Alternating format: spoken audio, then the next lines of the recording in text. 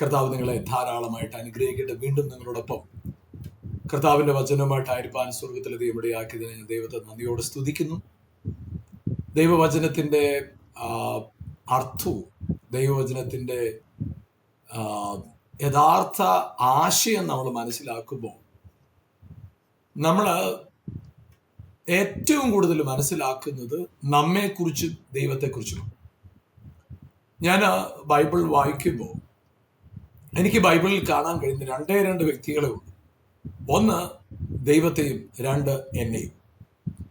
ഈ പുസ്തകം, ബൈബിൾ എന്ന് പറയുന്ന പുസ്തകം നമുക്ക് അറിവ് തരുന്നത് അബ്രഹാം, ഇസഹാക്ക്, യാക്കോബ്, യോസഫ്, ദാനിയേൽ, യോശുവ, യെരമ്യാവ്, എഹെസ്കേൽ, ഏശയാവ്, യോശുവ, ഏലിയാവ്, ഏലിശ, ഇവരെ കുറിച്ചെല്ലാം നമുക്ക് അറിവ് തരുന്നു. എന്നാൽ അതിനപ്പുറമായിട്ട് അവരിലൂടെ ദൈവം വരച്ചു കാണിക്കുന്നത് നമ്മയാണ്. ദൈവം ഒരു വ്യക്തിയോട് ഇടപെടുമ്പോൾ എങ്ങനെയായിരിക്കും, ദൈവം എന്നോട് ഇടപെടുമ്പോൾ എങ്ങനെയായിരിക്കും, അതാണ് ഈ ഓരോ ക്യാരക്ടറിൽ കൂടെ കാണിച്ചു തരുന്നത്. എന്നാൽ ഞാനും ദൈവമായുള്ള ബന്ധം മനസ്സിലാക്കണമെങ്കിൽ ഞാൻ യേശുക്രിസ്തുവിലേക്ക് നോക്കും. യേശുക്രിസ്തുവും പിതാവായി ദൈവവും തമ്മിലുള്ള ബന്ധം എന്തായിരുന്നോ അതാണ് ഞാനും ദൈവവും തമ്മിലുള്ള ബന്ധം. അതായത് പിതാവായ ദൈവം ആരും ഒരു നാളും കണ്ടിട്ടില്ലാത്ത, ആരും കണ്ടിട്ടില്ല പിതാവ്. അതാണ് യോഹന്നാന്റെ സുവിശേഷം 1-18 വാക്യത്തിൽ പറയുന്നത്. ദൈവത്തെ ആരും ഒരു നാളും കണ്ടിട്ടില്ല. എന്നാൽ അവന്റെ മടിയിലിരിക്കുന്ന ഏകജാതനായ പുത്രൻ അവനെ വെളിപ്പെടുത്തി. അങ്ങനെ എഴുതിയിരിക്കുന്നു, അവന്റെ മടിയിലിരിക്കുന്ന ഏകജാതനായ പുത്രൻ.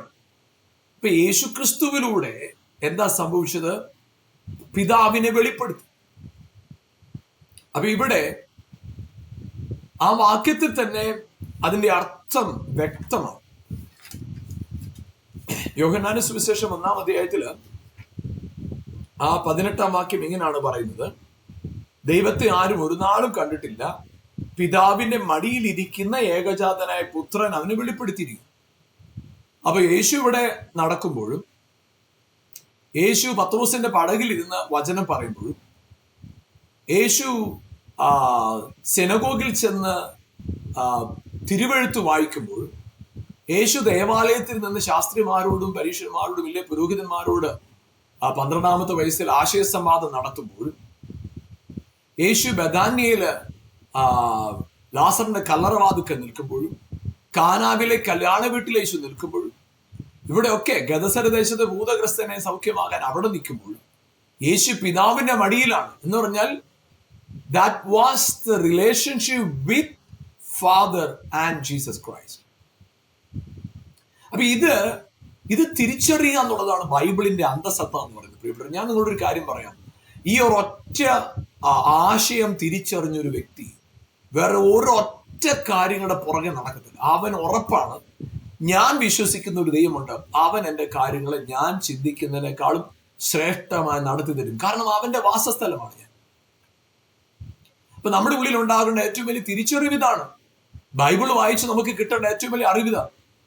യേശു എത്രാമത്തെ വയസ്സിൽ ശുശ്രൂഷ ആരംഭിച്ചു? യേശു എത്രാമത്തെ വയസ്സിൽ മരിച്ചു? ഏലിയാവ് എത്രാമത്തെ വയസ്സിലാണ് ശുശ്രൂഷ ആരംഭിക്കുന്നത്? എപ്പോഴാണ് എടുക്കപ്പെട്ടത്? ഈ കാലഘട്ടങ്ങൾ പഠിക്കാനല്ല, ഹിസ്റ്ററി പഠിക്കാനല്ല ബൈബിൾ വായിക്കുന്നത്, ചരിത്രം മനസ്സിലാക്കാനല്ല ബൈബിൾ വായിക്കുന്നത്. ബൈബിൾ വായിക്കുന്നത് നിങ്ങളും ഞാനും ആരാണ് തിരിച്ചറിയാനായിട്ടാണ്. അപ്പൊ നിങ്ങൾ എപ്പോഴാണോ ദൈവവചനത്തെ ആ ഒരു കണ്ണോടുകൂടെ, വചനത്തെ ആ ഒരു കാഴ്ചപ്പാടും ഇന്റൻഷനോടെ ബൈബിൾ വായിക്കാൻ തുടങ്ങുന്നു, നിങ്ങളുടെ അവസ്ഥ മാറിയിരിക്കും. മാറും, ഒരു സംശയമില്ല, മാറിയിരിക്കും. ഇത് നമ്മുടെ ജീവിതത്തിനകത്ത് ദൈവവചനത്തെ പലപ്പോഴും വിശുദ്ധ ഗ്രന്ഥമായിട്ട് കണ്ട് നമ്മൾ എവിടെ കൊണ്ട് മാറ്റി വെച്ചിരിക്കുക അല്ല. നിങ്ങൾ എവറി ഡേ ലൈഫിൽ, അത് നിങ്ങൾ ഭക്ഷണം കഴിക്കുന്ന പോലെ ഇല്ല, നിങ്ങൾ ശ്വസിക്കുന്നത് പോലെ പ്രാധാന്യമാണ് ദൈവവചനം. അതുകൊണ്ട് ദൈവവചനത്തെ ആ ലേബലിൽ, ആ ഒരു പൊസിഷനിൽ നിന്നുകൊണ്ട് കണ്ട് നിങ്ങളുടെ ജീവിതത്തിനകത്ത് ഈ വചനം അസാധാരണ മാറ്റത്തിൽ, നിങ്ങളുടെ ജീവിതത്തിനകത്ത് ഈ വചനം അസാധാരണമായി ചെയ്തു. അതിന് ഇത്രത്തോളം ശക്തമേറിയ മറ്റൊന്ന് ലോകത്തില്ല. ദൈവവചനത്തോളം ശക്തമായതൊന്ന് മറ്റൊന്ന് ലോകത്തിൽ. അതുകൊണ്ട് ഈ വചനത്തെ, ദൈവവചനത്തെ നിങ്ങൾ അതിൻ്റെ പ്രാധാന്യത്തോടെ തന്നെ നിങ്ങൾ കാണും. നമ്മൾ ഈ ദിവസങ്ങളിൽ ചിന്തിച്ചുകൊണ്ടിരിക്കുന്നത് ദൈവത്തിന്റെ സർവായുധവർഗം എന്ന വിഷയത്തിൽ നിന്നാണ്. നമുക്ക് 2 കൊരിന്ത്യർ ലേഖനം അതിന്റെ 10-ാം അധ്യായത്തിന്റെ 3-ാം വാക്യം, ഞങ്ങൾ ജഡപ്രകാരം സഞ്ചരിക്കുന്നവരെങ്കിലും ഞങ്ങൾ ജഡപ്രകാരം പോരാടുന്നില്ല. 4-ാം വാക്യം, ഞങ്ങളുടെ പോരിന്റെ ആയുധങ്ങൾ ജഡീകങ്ങളല്ല. അപ്പൊ അവിടെ ഞങ്ങളുടെ പോരാട്ടം ജഡീകമല്ലാത്തത് കൊണ്ട് തന്നെ ഞങ്ങളുടെ പോരിന്റെ ആയുധങ്ങൾ ജഡീകങ്ങളല്ല. ചിന്തിച്ചു നോക്കുക, എനിക്ക് ദാഹിക്കുമ്പോൾ ഞാൻ വെള്ളം കുടിക്കും, അല്ലേ? അതെന്റെ ശരീരത്തിന് ആവശ്യമുള്ള കാര്യം. പക്ഷെ എൻ്റെ മനസ്സിൽ ഒരു ഭയം തോന്നുമ്പോഴോ വെള്ളം കുടിച്ചാൽ ഭയം മാറും. ധൈര്യപ്പെടാനായിട്ട് എന്താണോ ചെയ്യേണ്ടത് അതാണ് ചെയ്യേണ്ടത്. ഒന്നുകിൽ ബൈബിൾ വായിക്കണം, അല്ലെങ്കിൽ ആരെങ്കിലും ഒരാളോട് സംസാരിക്കണം, അല്ലെങ്കിൽ ആരെങ്കിലും ഒരാളോട് കാര്യങ്ങൾ തുറന്നു പറയണം. അപ്പൊ അവിടെ ശാരീരികമായ ആവശ്യത്തിന് ശാരീരികമായ സൊല്യൂഷൻ, മനസ്സിനകത്തുള്ള ആ ഇമോഷണൽ ആയിട്ടുള്ള കാര്യങ്ങൾക്ക് അതാണ് സൊല്യൂഷൻ. അപ്പൊ അതുപോലെ തന്നെ നമ്മുടെ പോരിന്റെ ആയുധങ്ങൾ സ്പിരിച്വലാണ്. കാരണം എൻ്റെ വാർഫെയറും സ്പിരിറ്റിൽ, എൻ്റെ യുദ്ധവും സ്പിരിറ്റിൽ, അല്ലാതെ ജഡപ്രകാരമല്ല. അപ്പൊ അതുകൊണ്ട് ജഡപ്രകാരമല്ല ഞങ്ങളുടെ പോരാട്ടം. അതുകൊണ്ട് തന്നെ ഞങ്ങളുടെ പോരിന്റെ ആയുധങ്ങൾ ജഡീകങ്ങളല്ല. നമ്മൾ എഫേസ്യ ലേഖനത്തിൽ അതിനോട് ചേർന്ന് നമ്മൾ എഫേസ്യ ലേഖനത്തിൽ നിന്നാണല്ലോ നമ്മൾ വായിച്ചുകൊണ്ടിരിക്കുന്നത്. എഫേസ്യ ലേഖനം അതിന്റെ 6-ാം അധ്യായത്തിന്റെ 13 മുതലുള്ള വാക്യങ്ങളാണ്. 13ഉം 14ഉം 15 വാക്യങ്ങളാണ് നമ്മൾ കഴിഞ്ഞ ഭാഗത്ത് ചിന്തിച്ചത്. ഞാൻ ആ വാക്യം ഒന്നുകൂടെ വായിച്ചിട്ട് ഇന്നത്തെ ചിന്തയിലേക്ക് നമുക്ക് വരാം. എഫേസ്യ ലേഖനം 6-ാം അധ്യായത്തിന്റെ 13-ാം വാക്യം, അതുകൊണ്ട് നിങ്ങൾ ദുർദിവസത്തിൽ എതിർപ്പാനും സകലവും സമാപിച്ചിട്ട് ഉറച്ചു നിൽപ്പാനും കഴിയേണ്ടതിന് ദൈവത്തിന്റെ സർവായുധവർഗം എടുത്തുകൊള്ളും. അവിടെ പറയുന്നത് നിങ്ങൾക്ക് ദുർദിവസത്തിൽ എതിർക്കണം, എതിർത്ത് നിൽപ്പാനും ഉറച്ചു നിൽപ്പാനും. 2 കാര്യങ്ങൾ, എതിർത്ത് നിൽക്കുക, ഉറച്ചു നിൽക്കുക. ഈ 2 കാര്യങ്ങൾ അവിടെ പറയും. അപ്പൊ എതിർത്ത് നിൽക്കാനും ഉറച്ചു നിൽക്കാനും എന്താ ചെയ്യേണ്ടത്? ദൈവത്തിന്റെ സർവ്വ ആയുധവർഗം എടുക്കണം. അതിനെക്കുറിച്ചാണ് 14-15 വാക്യങ്ങളിൽ പറയുന്നത്. നിങ്ങളുടെ അരയ്ക്ക് സത്യം കെട്ടി നീതി എന്ന കവചം ധരിച്ചു. നമ്മൾ ഇത് 2 കാര്യങ്ങളെ ചിന്തിച്ചു. സമാധാന സുവിശേഷത്തിനുള്ള ഒരുക്കം കാലിന് ചെരിപ്പാക്കി. നമ്മൾ ഇന്നലെ ഈ 2 എപ്പിസോഡുകൾക്ക്, കഴിഞ്ഞ എപ്പിസോഡുകൾ നമ്മൾ ഈ വാക്യങ്ങളെല്ലാം ചിന്തിച്ചു. എന്നാൽ ഇന്ന് നമ്മൾ 16-ാമത്തെ വാക്യമാണ് ചിന്തിക്കുന്നത്. എല്ലാത്തിനും മീതെ ദുഷ്ടന്റെ തീയമ്പുകളെ ഒക്കെ കെടുക്കാൻ തക്കതായ വിശ്വാസം എന്ന പരിച എടുത്തുകൊണ്ട് നിൽപ്പേ. ഇവിടെ പറയുന്നത് വിശ്വാസം എന്ന പരിച. നമ്മൾ ആദ്യം ചിന്തിച്ചത് സത്യം, രണ്ടാമത് നമ്മൾ ചിന്തിച്ചതായ കാര്യം, 1-ാമത് സത്യത്തെക്കുറിച്ച് ചിന്തിച്ചു, 2 നീതിയെക്കുറിച്ച് ചിന്തിച്ചു, 3 സുവിശേഷത്തെക്കുറിച്ച് ചിന്തിച്ചു. സത്യം എന്ന് പറയുന്നത് വചനമാണ്, നീതി എന്ന് പറയുന്നത് വചനമാണ്, സുവിശേഷവും വചനമാണ്. എന്നാൽ ഇവിടെ പറയുന്നത് ദുഷ്ടന്റെ തീയമ്പുകളൊക്കെ കൊടുക്കാൻ പ്രാപ്തിയുള്ള വിശ്വാസമെന്ന പരിച എടുത്തുകൊണ്ട് നിൽക്കണം. അപ്പൊ നമ്മൾ 13-ാം വാക്യം വായിച്ചത് ഇങ്ങനെയാണ്: ദുർദിവസത്തിൽ എതിർപ്പാനും സകലവും സമാപിച്ചിട്ട് ഉറച്ചു നിൽപ്പാനും. നിൽക്കുക, ഉറച്ചു നിൽക്കുക, എതിർത്തു നിൽക്കുക, എതിർത്തു നിൽക്കുക, ഉറച്ചു നിൽക്കുക. ഈ 2 കാര്യങ്ങളാണ് കാണുന്നത്. ഇവിടെ പറയുന്നത് വിശ്വാസം എന്ന പരിച എടുത്തുകൊണ്ട് നിൽപ്പിൻ. എന്തിനാ? ദുഷ്ടന്റെ തീയമ്പുകളെയൊക്കെ കെടുക്കുവാൻ. ഇപ്പൊ ദുഷ്ടന്റെ തീയമ്പുകൾ, ദുഷ്ടൻ, അപ്പം ഈവിൾ വൺ. ദുഷ്ടൻ എന്ന് പറയുമ്പോൾ തന്നെ ഈവിളിൽ നിന്ന് എന്താ പുറപ്പെടുന്നത്? ഈവിൾ. എന്താണ് ഈവിൾ എന്ന് പറയുന്നത്? ഈവിൾ എന്ന് പറയുമ്പോ ഗുഡിന് നന്മയ്ക്ക് എതിരായി നിൽക്കുന്നതെല്ലാം ഈവിൾ. അപ്പൊ ഈവിളിൽ നിന്ന് എന്താ പുറപ്പെടുന്നത്? ഈവിൾ, ഗിൽറ്റി കോൺഷ്യസ്, കണ്ടംനേഷൻ, നിരാശ, ഇതെല്ലാം ഈവിളിൽ നിന്ന് പുറപ്പെടുന്നു, ദുഷ്ടനിൽ നിന്ന് പുറപ്പെടുന്നു. അപ്പൊ ദുഷ്ടനിൽ നിന്ന് ഇതൊക്കെയും ദുഷ്ടനിൽ നിന്ന് പുറപ്പെടുമ്പോ ഇതിനൊക്കെ കെടുക്കുവാൻ, ക്വഞ്ച്, തീയമ്പുകൾ, കെടുക്കുക. അപ്പൊ ഇവിടെ പറയുന്നത് ദുഷ്ടന്റെ തീയമ്പുകളൊക്കെ കെടുക്കുവാൻ തക്കതായ. അപ്പൊ നമ്മൾ മനസ്സിലാക്കേണ്ട ഒരു കാര്യം, തീ അമ്പ് എന്താണ്? തീ അമ്പ് എന്ന് പറയുന്നത് കൊണ്ട് അർത്ഥമാക്കുന്നത് നമുക്കറിയാം യാക്കോബിന്റെ ലേഖനത്തിൽ പറയുന്ന ഒരു വാക്യമുണ്ട്. യാക്കോബിന്റെ ലേഖനത്തില് അതിന്റെ 3-ാമത്തെ അധ്യായത്തില് വളരെ പ്രധാനപ്പെട്ട ഒരു കാര്യം പറയുന്നു. അവിടെ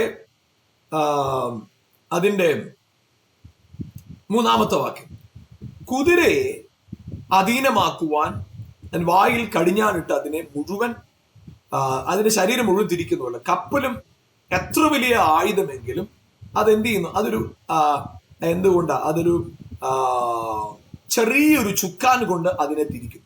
എന്നിട്ട് പറയുന്നത്, നാവും ഒരു ചെറിയ അവയവമെങ്കിലും അതാണ് മനുഷ്യനെ തിരിക്കുന്നത്. 6-ാം വാക്യത്തിൽ പറയുന്നത്, നാവും ഒരു തീ തന്നെ.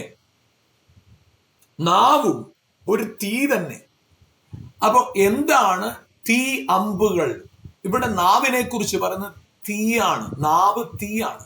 അപ്പൊ തീ അമ്പുകൾ എന്ന് പറയുമ്പോൾ എന്താ? നാവിൽ നിന്ന് പുറപ്പെടുന്ന വാക്കുകളെയാണ് തീ അമ്പുകൾ എന്ന വാക്കുകൊണ്ട് നമ്മൾ മനസ്സിലാക്കേണ്ടത്. അതായത് നമ്മുടെ ജീവിതത്തെ ഏറ്റവും കൂടുതൽ സ്വാധീനിക്കുന്ന കാര്യമാണ് വാക്കുകൾ. നമുക്കറിയാം, സമ്പന്നരെ സമ്പത്ത് സ്വാധീനിക്കുന്നു, അധികാരമുള്ളവനെ അധികാരം സ്വാധീനിക്കുന്നു, കഴിവുള്ളവനെ കഴിവ് സ്വാധീനിക്കുന്നു. എന്നാൽ ഇവരെ എല്ലാവരെയും ഒരുപോലെ സ്വാധീനിക്കാൻ കഴിയുന്നതാണ് വാക്കുകൾ. അധികാരത്തിൽ ഇരിക്കുന്ന ആളെ വാക്കുകൾ സ്വാധീനിക്കും, സമ്പന്നനെയും വാക്കുകൾ സ്വാധീനിക്കും. ഏത് അവസ്ഥയിൽ ഇരിക്കുന്നവനെ ഒരുപോലെ നിയന്ത്രിക്കാനും സ്വാധീനിക്കാനും കഴിയുന്നതാണ് വേർഡ്, വചനം. ദുഷ്ടന്റെ തീയമ്പുകൾ കെടുക്കുവാൻ ഒന്ന് ചിന്തിച്ചു നോക്കിക്കേ പ്രിയപ്പെട്ട. ഇന്ന് നമ്മുടെ ജീവിതത്തിൽ അറിവ് നമുക്ക് എവിടുന്നാ ലഭിക്കുന്നത്? വാക്കുകളിലൂടെ. ഒരു മനുഷ്യന്റെ ജീവിതത്തിൽ അവൻ തളർന്നിരിക്കാതിരിക്കട്ടെ, ആ തളർന്നിരിക്കുന്നവന് പ്രത്യാശ കൊടുക്കാനായിട്ട് കഴിവുണ്ട്. എന്തിന്? വാക്കുകൾക്ക്. എത്ര ടോപ്പിലിരിക്കുന്ന ആളെയും താഴെയിട്ട് തകർക്കുവാൻ പവറുണ്ട് വാക്കുകൾക്ക്. Words are so powerful. വാക്കുകൾ വളരെ ശക്തിയുള്ളു. ദുഷ്ടന്റെ തീയമ്പുകൾ നമ്മുടെ ജീവിതത്തിനകത്ത് നമ്മളെ നിരാശപ്പെടുത്തുന്ന, തളർത്തുന്ന, ഭാരപ്പെടുത്തുന്ന പവർഫുൾ വെപ്പണാണ് വേർഡ്സ്. നമ്മുടെ ജീവിതത്തിലേക്ക് ഒഴുകി വരുന്ന വാക്കുകൾ, പലപ്പോഴും നമ്മുടെ ജീവിതത്തിലേക്ക് ഒഴുകി വരുന്ന വാക്കുകൾ നമ്മളെ പലപ്പോഴും തളർത്തിക്കളയാറുണ്ട്, അല്ലേ? ആളുകൾ പറയുന്ന അപ്രീസിയേഷന്റെ വാക്കുകൾ നമ്മളെ പ്രോത്സാഹിപ്പിക്കുകയും ഒപ്പം കുറ്റപ്പെടുത്തുന്ന വാക്കുകൾ നമ്മളെ തളർത്തിക്കളയുകയും ചെയ്യും. വാക്കുകൾ പവർഫുൾ. ഇവിടെ പറയുന്നത് ദുഷ്ടന്റെ തീയമ്പുകളെയൊക്കെ കെടുക്കുവാൻ, കെടുത്തിക്കളയാൻ, ക്വഞ്ച്. അപ്പൊ തീ എന്താ ചെയ്യുന്നത്? തീ എന്ത് ചെയ്യും? ദഹിപ്പിച്ചു കളയും. തീ ദഹിപ്പിച്ചു കളയും. തീ അമ്പുകളുടെ പ്രത്യേകത എന്താ? ദഹിപ്പിക്കാൻ കഴിവുള്ളത്, ദഹിപ്പിച്ചു കളയാൻ. കർത്താവിനെ കുറിച്ച് പറഞ്ഞത് ദൈവം ദഹിപ്പിക്കുന്ന അഗ്നി എന്നാണ് പറഞ്ഞത്, കൺസ്യൂമിങ് ഫയർ. അപ്പൊ തീക്കൊരു ശക്തിയുണ്ട്, ദഹിപ്പിച്ചു കളയുന്ന ശക്തിയുണ്ട്. ദുഷ്ടന്റെ തീ അമ്പുകൾ എന്തിനെ ദഹിപ്പിക്കും? നിങ്ങളുടെ കഴിവുകൾ, നിങ്ങളുടെ പ്രാപ്തി, നിങ്ങളുടെ സ്വസ്ഥത, നിങ്ങളുടെ അഭിവൃദ്ധി, നിങ്ങളുടെ സമ്പത്ത്, നിങ്ങൾക്ക് എന്തെല്ലാം നിങ്ങൾ നിങ്ങളുടേതെന്ന് അഭിമാനിക്കുന്നു അതിനെ മുഴുവൻ കെടുത്തിക്കളയുവാൻ, ദഹിപ്പിച്ചു കളയാനുള്ള പവർ അഗ്നിക്കുണ്ട്. അപ്പൊ തീ അമ്പുകളുടെ പ്രത്യേകതയാണ് നിങ്ങളെ ദഹിപ്പിച്ചു കളയാൻ. നിങ്ങളുടെ ജീവിതത്തിൽ നിങ്ങൾ എത്രത്തോളം ശക്തരെന്ന് നിങ്ങളുടെ അകത്ത് ചിന്തിച്ചിരിക്കുന്നു, അത്രത്തോളം തന്നെ നിങ്ങൾ ശക്തരല്ല എന്നും, നിങ്ങൾ എത്രത്തോളം നിങ്ങളെ സ്വയമായി നന്നായിട്ട് മനസ്സിലാക്കിയിരിക്കുന്നു, അതല്ല നിങ്ങൾ ഒരു പരാജയമാണെന്നൊക്കെ പറയാനായിട്ട് വാക്കുകൾക്ക് പവറുണ്ട്. നമ്മൾ പല സ്ഥലത്തും കണ്ടിട്ടുണ്ട്, വാക്കുകളല്ല, ആ വാക്ക് കേട്ടപ്പോൾ അവർ ഭയന്നു, ആ വാക്ക് കേട്ടപ്പോൾ അവർ ക്ഷീണിച്ചു, ആ വാക്ക് കേട്ടപ്പോൾ അവർക്ക് ധൈര്യമുണ്ട്. നമ്മൾ ദൈവജനത്തിൽ തന്നെ പലയിടത്തും അങ്ങനെ കാണുന്നു. അപ്പൊ വാക്കുകൾക്ക് ശക്തിയുണ്ട്. ദൈവജനത്തിൽ അങ്ങനെയാണ് പറയുന്നത്. യോഹന്നാന്റെ സുവിശേഷം ആരംഭിക്കുന്നതിന് അത് പറഞ്ഞുകൊണ്ട്, ആദിയിൽ വചനമുണ്ടായിരുന്നു, വചനം ദൈവത്തോടു കൂടെയായിരുന്നു, വചനം ദൈവമായിരുന്നു. അപ്പൊ അവിടെ തന്നെ ആരംഭിക്കുന്നത് വചനത്തെ പറഞ്ഞുകൊണ്ട്, വചനത്താലാണ് സകലവും സൃഷ്ടിക്കപ്പെട്ടതെന്ന് പറയും. So word is so powerful. വചനം വളരെ ശക്തമേറിയതാണ്, സ്വാധീനിക്കാൻ കഴിവുള്ളത്. അപ്പൊ ആ വചനത്തെ കുറിച്ച്, വചനം തീ, അപ്പോഴ് മനുഷ്യന്റെ വായിൽ നിന്ന് പുറപ്പെടുന്ന നെഗറ്റീവ് വേർഡ്സ്, ഈവിളിൽ നിന്ന് പുറപ്പെടുന്ന evil words can consume your peace, blessings, power, authority and everything, joy and everything. നിങ്ങളുടെ സന്തോഷത്തെയും സമാധാനത്തെയും അനുഗ്രഹത്തെ എല്ലാം ദഹിപ്പിച്ച് കളയാനുള്ള പവർ ഉണ്ട് ആമേൻ the evil words. പക്ഷെ ഇവിടെ പറയുന്നത് അതിനെ കെടുത്തിക്കളയുവാൻ തക്കതായ വിശ്വാസമെന്ന പരിച. ഇവിടെ നമ്മൾ മനസ്സിലാക്കേണ്ട ഒരു കാര്യം, വിശ്വാസം, ഫെയ്ത്ത്. എന്താണ് വിശ്വാസം? അത് നമ്മൾക്ക് പെട്ടെന്ന് നമ്മൾ അതിന് മറുപടി പറയും. വിശ്വാസം എന്നതോ ആശിക്കുന്നതിന് ഉറപ്പും കാണാത്ത കാര്യങ്ങളുടെ നിശ്ചയമാണ് വിശ്വാസം. അത് നമ്മൾ പെട്ടെന്ന് പറയുന്ന ഒരു കാര്യം. വിശ്വാസം എന്ന് പറയുന്നത് കാണാത്ത കാര്യങ്ങളുടെ നിശ്ചയം, ആശിക്കുന്നതിന്റെ ഉറപ്പ്. യെസ്, വിശ്വാസം എന്ന് പറയുമ്പോൾ അതിന്റെ ഡെഫിനിഷനാണ് ഈ പറയുന്നത്. ആശിക്കുന്നതിന് ഉറപ്പ്, കാണാത്ത കാര്യങ്ങൾ നിശ്ചയം. എന്നാൽ എനിക്ക് എങ്ങനെ വിശ്വസിക്കാൻ കഴിയും? രണ്ട് രീതിയിലാണ് വിശ്വസിക്കാൻ കഴിയും. ഒന്ന്, വചനം കേട്ട് കേട്ട് കേട്ട് എനിക്ക് വിശ്വസിക്കാൻ കഴിയും. വചനം കേട്ട് വിശ്വസിക്കണം. റോമാലേഖനം 10:17 പറയുന്നു, വിശ്വാസം കേൾവിയാലും കേൾവി ക്രിസ്തുവിന്റെ വചനത്താലും ഉണ്ടാവും. Faith comes by hearing. കേൾവിയാലാണ് വിശ്വാസം ഉണ്ടാകുന്നത്. കേൾക്കണം. കേൾവി എങ്ങനെ? ദൈവവചനത്തിൽ. അപ്പൊ ഒരുവന്റെ അകത്ത് ഫെയ്ത്ത് ഇൻക്രീസ് ആകണമെങ്കിൽ, if you need faith increase ആകാനല്ല, ഫെയ്ത്ത് ഉണ്ടാകണമെങ്കിൽ ദൈവവചനം കേട്ടുകൊണ്ടിരിക്കണം. തുടർച്ചയായിട്ട് കേൾക്കണം. വീണ്ടും കേൾക്കണം. വീണ്ടും കേൾക്കണം. ദൈവവചനത്തിന്റെ തുടർമാനമായ കേൾവി നിങ്ങളുടെ അകത്ത് വിശ്വാസത്തെ ജനിപ്പിക്കും, വിശ്വാസത്തെ ഉളവാക്കും. അതുകൊണ്ട് evil words will influence you in evil way, but the God's word influence you in godly way. പിശാചിന്റെ വാക്കുകൾ പൈശാചികമായ നിലയിൽ നിങ്ങളെ സ്വാധീനിക്കുമ്പോൾ ദൈവത്തിന്റെ വചനം ദൈവികമായ നിലയിൽ നിങ്ങളെ സ്വാധീനിക്കും. അപ്പൊ ദൈവവചനം നിങ്ങളുടെ അകത്തുണ്ടാകുമ്പോൾ എന്ത് സംഭവിക്കും? വിശ്വാസം നിങ്ങളിൽ ജനിക്കും. വിശ്വാസം ജനിച്ച് നിങ്ങളിൽ വളരാൻ തുടങ്ങും. വിശ്വാസം നിങ്ങളിൽ വളരാൻ തുടങ്ങും. അപ്പൊ വിശ്വാസത്തിൽ നിങ്ങൾ വളരണം, വിശ്വാസത്തിൽ വർദ്ധിക്കണം. That is so important. വളരെ പ്രാധാന്യം അർഹിക്കുന്ന കാര്യമാണ് വിശ്വാസത്തിൽ വളരുക എന്ന് പറയുന്നത്. അതുകൊണ്ട് നിങ്ങളുടെ ജീവിതത്തിനകത്ത് വിശ്വാസം വർദ്ധിപ്പിക്കാനായിട്ട്, വിശ്വാസത്തെ ജനിപ്പിക്കാനായിട്ട് വചനം കേൾക്ക്. വചനം വിശ്വാസം കേൾവിയാലും കേൾവി ക്രിസ്തുവിന്റെ വചനത്താലും ഉണ്ടാകുന്നു, വരുന്നു. അതായത് അത് ഉണ്ടാകുന്നത് എങ്ങനെയാണെന്നറിയോ? വിശ്വാസ വചനം കേൾക്കും. എന്നാല് യേശുക്രിസ്തുവിന്റെ അടുക്കൽ ശിഷ്യന്മാർ വന്നു, ഞങ്ങളുടെ വിശ്വാസം വർദ്ധിപ്പിച്ചത്. കർത്താവ് പറഞ്ഞു, വിശ്വാസം വർദ്ധിക്കാൻ വളരെ ഈസിയാണ്. ഈ മലയോട് നീ പറഞ്ഞാൽ മതി, കൽപ്പിച്ചാൽ മതി. കടുകുമണിയോളം വിശ്വാസത്തോടെ ഈ മലയോട് കൽപ്പിക്കുക, അത്തിയോട് കൽപ്പിക്കുക. അത് നീ പറയുന്ന പോലെ സംഭവിക്കുക. അത് സംഭവിക്കുമെന്ന് വിശ്വസിച്ചുകൊണ്ട് നീ പറഞ്ഞാൽ അങ്ങനെ സംഭവിക്കും. അപ്പൊ അവിടെ വിശ്വാസം വർദ്ധിക്കാനായിട്ട് എന്താ ചെയ്യണം? അതായത് വിശ്വാസം ഉളവാകാനായിട്ട് വചനം കേൾക്കണം. ഉള്ള വിശ്വാസം വർദ്ധിക്കാനായിട്ട് കേട്ട വചനം പറയണം. പറയും തോറും faith will increase in you. ഇപ്പൊ വേർഡ് നിങ്ങളിൽ എന്താ കൊണ്ടുവരുന്നത്? ഫെയ്ത്ത് കൊണ്ടുവരും. ഫെയ്ത്തിനെ എന്ത് ചെയ്യുന്നറിയാമോ? അതിനെ പ്രൊഡ്യൂസ് ചെയ്യും. എന്നാൽ the hearing will produce faith in you, but your spoken word, your words will increase your faith. അപ്പൊ നിങ്ങളുടെ ജീവിതത്തിനകത്ത് വിശ്വാസം ഉളവാകാനായിട്ട് വചനം കേൾക്കണം. പക്ഷെ വിശ്വാസം വർദ്ധിക്കാനായിട്ട് വചനം പറയണം. ഹല്ലേലൂയ. അപ്പൊ ഇവിടെ പറയുന്നത് വിശ്വാസം എന്ന പരിച.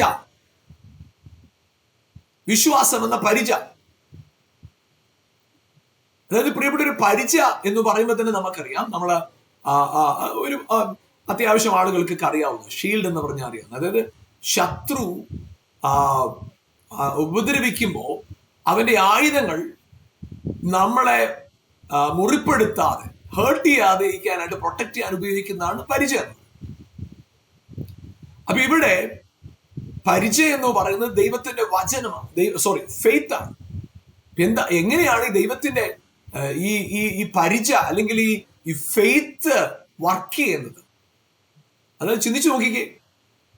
നിങ്ങൾ ദൈവവചനം കേൾക്കും തോറും നിങ്ങളുടെ അകത്ത് വിശ്വാസം ഉണ്ടാകും. പക്ഷെ നിങ്ങൾ പറയുമ്പോ എന്ത് സംഭവിക്കുന്നത്? നിങ്ങളുടെ വിശ്വാസം വർദ്ധിക്കുക. അതായത് നിങ്ങൾ കേൾക്കുന്ന വചനം നിങ്ങളുടെ കയ്യിൽ പരിചയ്ക്ക് സമമാണ്. പക്ഷേ നിങ്ങളുടെ കയ്യിലെ പരിച നിങ്ങൾ ചലിപ്പിക്കാതെ വെച്ചുകൊണ്ടിരുന്നാൽ എന്ത് സംഭവിക്കും? ശത്രുവിന്റെ ആയുധം നിങ്ങളെ ഹേർട്ട് ചെയ്യും. പക്ഷേ എപ്പോഴാണോ നിങ്ങൾക്ക് വിരോധമായ ശത്രുവിന്റെ ആയുധം എഴുന്നേൽക്കുന്നത്, അപ്പോൾ അതിന് അഗൻസ്റ്റ് ആയിട്ട് നിങ്ങൾ പരിച പിടിക്കുമ്പോഴാണ് എന്ത് സംഭവിക്കുന്നത്? അത് നിങ്ങളെ മുറിപ്പെടുത്താതിരിക്കും. ഇതുപോലെ തന്നെയാണ് ദൈവവചനം. നിങ്ങളുടെ അകത്തുള്ള വചനം പ്രതിസന്ധികളുടെ നടുവിൽ നിങ്ങൾ പറയണം. You need to say and speak and confess whatever you believe. നീ വിശ്വസിക്കുന്നത്, നീ കേട്ടത്, നീ അറിഞ്ഞതിന് നീ പറയും തോറും യെസ് ഹല്ലേലൂയ, ആ ദുഷ്ടന്റെ തീ അമ്പുകൾ മുഴുവൻ നിർവീര്യമായിക്കൊണ്ടിരിക്കും. അത് തണുത്ത് അതിന് ജീവനില്ലാതായി തീരും. അതിന്റെ ശക്തി ക്ഷയിച്ചു പോകും, അതിന്റെ ബലം ക്ഷയിച്ചു പോകും. ഹല്ലേലൂയ. അതിൽ പ്രിയപ്പെട്ടവരെ, നിങ്ങളുടെ ജീവിതത്തിന്റെ സാഹചര്യങ്ങളും പശ്ചാത്തലങ്ങളും ഏത് നിലയിലായിക്കോട്ടെ, no need to worry about that. നിങ്ങൾ അതിനെക്കുറിച്ച് ഭാരപ്പെടണ്ട. Instead of that, hear the word of God and speak the word of God. താഴ്വാരത്തിൽ അസ്ഥികൾ നിറഞ്ഞ താഴ്വാരത്തിൽ ഉണങ്ങിയ അസ്ഥികൾ, അവിടെ നിൽക്കുന്ന പ്രവാചകനോട് കർത്താവ് പറഞ്ഞു, ഈ അസ്ഥികൾ ജീവിക്കും, അവയുടെ മേൽ ഞാൻ ശ്വാസം വരുത്തും. പക്ഷെ നീ പറയണം. ഇപ്പൊ പ്രവാചകൻ പറഞ്ഞു, എനിക്ക് പറയാൻ വാക്കുകളില്ല, ഞാൻ പറയാം.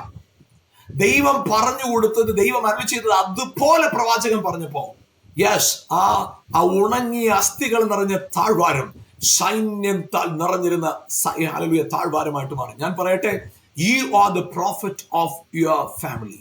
നിങ്ങളാണ് നിങ്ങളുടെ വീടിനകത്തെ പ്രവാചകൻ. നിങ്ങൾ കേൾക്കുന്നതിനെ പറയണം, നിങ്ങൾ വിശ്വസിക്കുന്നതിനെ പറയണം. That will change your life. That will change your life. അത് നിങ്ങളുടെ അവസ്ഥയെ മാറ്റും, നിങ്ങളുടെ കുടുംബത്തിന്റെ അവസ്ഥയെ മാറ്റും, നിങ്ങളുടെ ജീവിതത്തിന്റെ അവസ്ഥയെ മാറ്റും. കംപ്ലീറ്റ്ലി നിങ്ങൾ പുതിയ സൃഷ്ടിയാക്കി മാറ്റും. ആമേൻ. ഹല്ലേലൂയ. പ്രിയപ്പെട്ടവർ, അതുകൊണ്ട് വിശ്വാസം എന്ന പരിചയം അതെങ്ങനെയാ വരുന്നത്? കേൾവിയാൽ.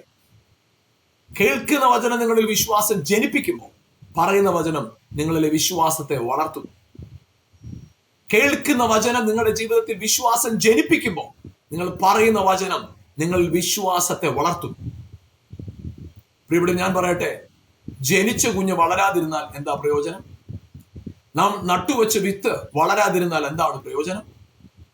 ഒരു മനുഷ്യന് ശാരീരികമായി വളർന്നു, അറിവിൽ വളരാതിരുന്നാൽ എന്താണ് പ്രയോജനം? ഇതുപോലെ തന്നെയാണ് ഒരു വ്യക്തി ആത്മീയ ജീവിതത്തിൽ വളരണം എങ്കിൽ ഏറ്റവും ആവശ്യം അവൻ വചനം കേൾക്കണം, വചനം എന്ന മായമില്ലാത്ത പാൽ കുടിക്കണം. സെയിം ടൈം സ്നേഹത്തിൽ സത്യം സംസാരിച്ചുകൊണ്ട് ക്രിസ്തുവാകുന്ന തലയോളം സകലത്തിലും വളരണം. അപ്പൊ വിശ്വാസത്തിൽ വളർച്ച പ്രാപിക്കണം. എന്ത് വേണം? You need to speak the word. നിങ്ങൾ വിശ്വാസ വാക്ക് വിളിച്ചു പറയണം. വിശ്വസിക്കുന്ന വാക്കിനെ പറയണം. പറയും തോറും നിങ്ങൾ പറയുന്ന വാക്കുകൾ നിങ്ങളുടെ ജീവിതത്തെ അലങ്കാരമാക്കും, മനോഹരമാക്കും, ശ്രേഷ്ഠമാക്കും. മറന്നു പോകരുത്. Praise God. ഹല്ലേലൂയ.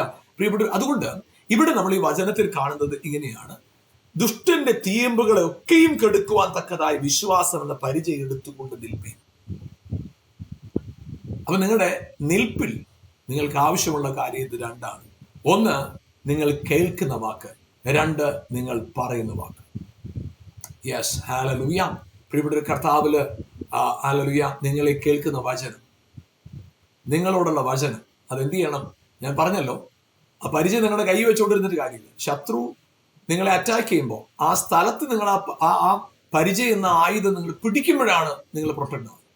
അപ്പൊ നിങ്ങളുടെ ജീവിതത്തിനകത്ത് നിങ്ങൾ കേൾക്കുന്ന വചനമില്ല, ആ വചനം, when you speak the word, ആ സാഹചര്യം അനുസരിച്ച് രോഗം വന്നു, ശാപം വന്നു, സാമ്പത്തികമായ വിഷയം വന്നു, വീട്ടിലൊരു ഇഷ്യൂ ഉണ്ടായി. അപ്പൊ നിങ്ങളുടെ ആ വിഷയത്തിനോട് ചേർന്ന് നിങ്ങൾ പരിചയം പിടിക്കണം. അതിനോട് ചേർന്നുള്ള വചനം നിങ്ങൾ പറയണം. കേട്ടതിനെ പറയണം, സ്വീകരിച്ചതിനെ പറയണം. That will change your life. ദുഷ്ടന്റെ തീയമ്പുകളെ കെടുത്തു കളയാനായിട്ട് നിങ്ങൾക്ക് കർത്താവ് തന്നിരിക്കുന്ന പരിചയമാണ് ദൈവവചനം. ദൈവവചനം. അബ്രഹാമിനോട് കർത്താവ് പറഞ്ഞു, ഉൽപ്പത്തി 15:1, ഞാൻ നിന്റെ പരിചയം അതിമഹത്തായ പ്രതിഫലം. I am your shield. I am your shield. കർത്താവ് നമ്മുടെ പരിചയം. The word is your shield. Nobody can hurt you. ആർക്കും നിങ്ങളെ സാധ്യമല്ല. ആർക്കും നിങ്ങളെ മുറിപ്പെടുത്താൻ സാധ്യമല്ല. Why? You carry shield. ഈ പരിചയം ചുമക്കുന്നുണ്ട്. ആർക്കും അല്ലെങ്കിൽ മറ്റുള്ളൊരു വാക്കിനെ മുറിപ്പെടുത്തി, അനേകർ പറയുന്നൊരു വാക്ക മുറിപ്പെടുത്തി എന്തോ ആണ് അവർ പറഞ്ഞ വാക്കുകൊണ്ടല്ല, നിങ്ങളുടെ ആറ്റിറ്റ്യൂഡാണ് അതിന് നിങ്ങൾക്ക് മുറിവുണ്ടാകാൻ കാരണമായത്. സോ വിശ്വാസത്തിൽ നിൽക്കുക, മുറിവില്ലാതെ ജീവിക്കുക, ധൈര്യത്തോടെ ജീവിക്കുക, മുന്നോട്ട് കുതിക്കുക, ജയാളികളായി തീരാം. കർത്താവ് നിങ്ങളെ ധാരാളമായി അനുഗ്രഹിക്കട്ടെ. നമുക്ക് ഒരുമിച്ച് പ്രാർത്ഥിക്കാം. ഞങ്ങളുടെ നല്ല കർത്താവെ, അനുഗ്രഹീതമായ സമയത്തിനായി സ്തോത്രം ചെയ്യുന്നു. കർത്താവ് ഞങ്ങളെ കേൾപ്പിച്ച തിരുവചനം അനുസരിച്ച്, നിന്റെ വചനം അനുസരിച്ച് ഞങ്ങളുടെ വിശ്വാസം പണിയപ്പെടാനും, അതേ കർത്താവെ ഞങ്ങളുടെ അവസ്ഥകൾ മാറുന്നത്, അതേ ഞങ്ങളുടെ താഴ്വാരങ്ങൾ, ഡെഡ് സിറ്റുവേഷൻ, ഡാർക്ക് സിറ്റുവേഷൻ മാറ്റിമറിക്കുന്ന ദിവസങ്ങളായിട്ട് ഈ ദിവസങ്ങൾ മാറട്ടെ. പരിശുദ്ധാത്മാവേ, അങ്ങനെ ഞങ്ങളെ അവൻ ഉപയോഗിക്കുന്നതിനായി നന്ദി, അങ്ങനെ ഞങ്ങളെ മാനിക്കുന്നതിനായി സ്തോത്രം. നിങ്ങളുടെ കരങ്ങൾ ഏൽപ്പിക്കുന്നു യേശുവിൻ നാമത്തിൽ പിതാവേ. ആമേൻ, ആമേൻ. ഹല്ലേലൂയ. പ്രിയപ്പെട്ടവർ, ഞാൻ പറയട്ടെ, യേശുവിന്റെ അടുക്കൽ വന്ന പരീക്ഷന്മാർ ചിന്തിച്ചത് പലതും യേശു അറിഞ്ഞു. അവരുടെ ചിന്ത അറിഞ്ഞു, നിരൂപണം അറിഞ്ഞു, ചിന്ത അറിഞ്ഞു എന്നാ പറയുന്നത്. എന്നാൽ മർക്കോസിന്റെ സുവിശേഷം 2-ാം അധ്യായത്തിൽ 4 പേർ ഒരു പക്ഷപാതക്കാരനെ ചുമന്നുകൊണ്ടപ്പോൾ അവിടെ പറയുന്നത് അവരുടെ വിശ്വാസം കണ്ടിട്ട്. പ്രിയപ്പെട്ടവർ, ഞാൻ പറയട്ടെ, കർത്താവിനെ നിങ്ങളിൽ കാണാൻ കഴിയുന്ന ഏക കാര്യം നിങ്ങളുടെ വിശ്വാസത്തെ. നിങ്ങളുടെ പാപത്തെ അല്ല അവൻ കാണുന്നത്, നിങ്ങളിലെ വിശ്വാസത്തെ അവൻ കാണുന്നത്. നിങ്ങളുടെ കുറവുകളെ അല്ല അവൻ കാണുന്നത്, നിങ്ങളുടെ വിശ്വാസത്തെ കാണുന്നത്. കാരണം നിങ്ങളുടെ കുറവുകളെക്കാൾ ശക്തമാണ് നിങ്ങളുടെ ഫെയ്ത്ത്. നിങ്ങളുടെ പാപത്തെക്കാൾ ശക്തമാണ് നിങ്ങളുടെ ഫെയ്ത്ത്. നിങ്ങളുടെ ബലഹീനതകൾക്ക് ശക്തമാണ് നിങ്ങളുടെ ഫെയ്ത്ത്. കർത്താവ് അത് കാണുന്നുണ്ട്. ആ വിശ്വാസത്തെ കാണുന്ന ദൈവം അതിന് തക്കവണ്ണം പ്രതിഫലം തന്ന് നിങ്ങളെ മാനിക്കും. അതുകൊണ്ട് നിങ്ങളുടെ വീട്ടിനകത്തുള്ള പ്രവാചകൻ നിങ്ങളാണ്. സാഹചര്യങ്ങൾ നോക്കി കൽപ്പിക്കുക, പ്രവചിക്കുക. നിങ്ങളുടെ അവസ്ഥ മാറും. നിങ്ങൾ ഇന്ന് വരെ കണ്ടതോ കേട്ടതോ അല്ല. നിങ്ങൾക്ക് ഇന്ന് കണ്ടതും ഇന്നലെ അറിഞ്ഞതിൽ നിന്നും അതീതമായ, ശക്തമായ, ശ്രേഷ്ഠമായ, പ്രകാശപൂർണതമായ, മഹത്വമേറിയ ഒരു ഭാവി നിങ്ങൾക്കുണ്ട്. അതിൽ നിലനിൽപ്പാൻ, വർദ്ധിക്കുവാൻ, പ്രയോജനപ്പെടുവാൻ കർത്താവ് നിങ്ങളെ ഓരോരുത്തരെയും സഹായിക്കുമാറാകട്ടെ. ഈ പ്രോഗ്രാം നിങ്ങൾക്ക് അനുഗ്രഹമായിരുന്നുവെങ്കിൽ ഞങ്ങളുമായി ബന്ധപ്പെടുക ഈ ഫോണിൽ. അതുപോലെ തന്നെ മറ്റുള്ളവർക്ക് ഈ പ്രോഗ്രാം ഷെയർ ചെയ്യുകയും ചെയ്യും. ഈ പ്രോഗ്രാമിൻ്റെ അനുഗ്രഹത്തിനായിട്ട് നിങ്ങൾ പ്രാർത്ഥിക്കണം. അതുപോലെ തന്നെ നിങ്ങളുടെ സാക്ഷ്യങ്ങളെ ഞങ്ങളോട് അറിയിക്കുക. അത് ഞങ്ങൾക്ക് വളരെ സഹായമാണ്. നിങ്ങളുടെ സാക്ഷ്യങ്ങൾ കർത്താവിൻ്റെ നാമത്തിന് മഹത്വം കൊടുക്കാനായിട്ട് അത് കാരണമായി. കർത്താവ് നിങ്ങളെ അസാധാരണമായ നിലയിൽ അനുഗ്രഹിക്കട്ടെ. God bless you. ആമേൻ.